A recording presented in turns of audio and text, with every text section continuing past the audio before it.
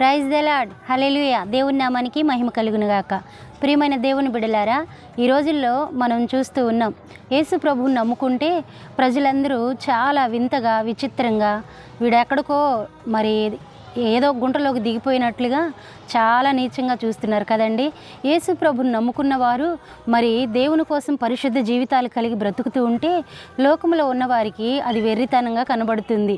అందుకే దేవుని వాక్యంలో నశించిపోతున్న వారికి సిలువను గూర్చిన వార్త వెర్రితనమని దేవుని వాక్యం చెప్తుంది. అయితే ఒకానొక రోజు దేవుడు ఒక అతన్ని పిలుస్తూ ఉంటాడండి. ఒక అతన్ని పిలిచి ఆయనతో ఈ మాట చెప్తూ ఉంటాడు. ఏమంటాడంటే చూద్దామా వాక్యంలో, పరిశుద్ధ గ్రంథమైన బైబిల్లో నుండి ఆదికాండ గ్రంథము అలాగే 12వ అధ్యాయము 2వ వచనాన్ని చదువుతాను, శ్రద్ధగా ఆలకించండి. నిన్ను గొప్ప జనముగా చేసి నిన్ను ఆశీర్వదించి నీ నామమును గొప్ప చేయుదును, నీవు ఆశీర్వాదముగా నుందువు. హల్లెలూయా. ఇక్కడ దేవుడే ఒక వ్యక్తిని పిలిచాడండి. అబ్రహాం అనే వ్యక్తిని పిలిచి అతనితో ఈ మాట చెప్తా ఉన్నాడు, నిన్ను గొప్ప జనముగా చేసేదను. హల్లెలూయా. ఎవరిని గొప్ప జనముగా చేస్తానని దేవుడు చెప్తున్నాడు? దేవుణ్ణి ఎవరైతే వెంబడిస్తారో, లోకానికి పాపానికి మరి ప్రత్యేకంగా జీవిస్తూ ఎవరు దేవుని కోసం బ్రతకాలనుకుంటారో అట్టి వారిని ప్రత్యేకంగా దేవుడే పిలుచుకుంటున్నాడండి. పిలిచిన వాడు విడిచిపెట్టేవాడు కాదు కదా. అయితే ఆయన ఏమంటున్నాడు? నిన్ను గొప్ప జనముగా చేసి నిన్ను ఆశీర్వదించేదను, నీ నామమును గొప్ప చేయుదును అంటున్నాడండి. దేవునికే మహిమ కలుగునుగాక. ఈ రోజుల్లో మరి ఎంతమంది దేవుణ్ణి యందు విశ్వాసం ఉంచి వారి కుటుంబాలకు దూరంగా బ్రతుకుతూ ఉన్నారు. ఒకవేళ నీవు దేవుణ్ణి నమ్ముకుంటే నీ కుటుంబం నిన్ను వెలివేసిందేమో, నీ కుటుంబం నీకు దూరంగా బ్రతకాలని ఇష్టపడుతుందేమో, మరి నీ కుటుంబం అసలు నువ్వు వద్దు, మాకు యేసు ప్రభుని నమ్ముకున్నావు గనక మాకు నీవు అక్కర్లేదని నెట్టివేస్తున్నారేమో. కానీ నిన్ను పిలిచిన దేవుడు, నిన్ను ఆకర్షించిన దేవుడు, నిన్ను ప్రేరేపించిన దేవుడు, నిన్ను మరి ఏర్పరచుకున్న దేవుడు ఈ చక్కటి సమయం ద్వారా, ఈ మంచి మాట ద్వారా నిన్ను ఆదరించడానికి ఇష్టపడతా ఉన్నాడు. ఏమంటున్నాడు?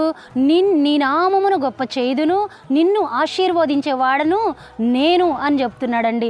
నిజంగా ఈరోజు ఒక త్రోసివేయబడ్డావేమో, కానీ ఒకానొక రోజు దేవుడంట నిన్ను గొప్ప చేస్తాడంట.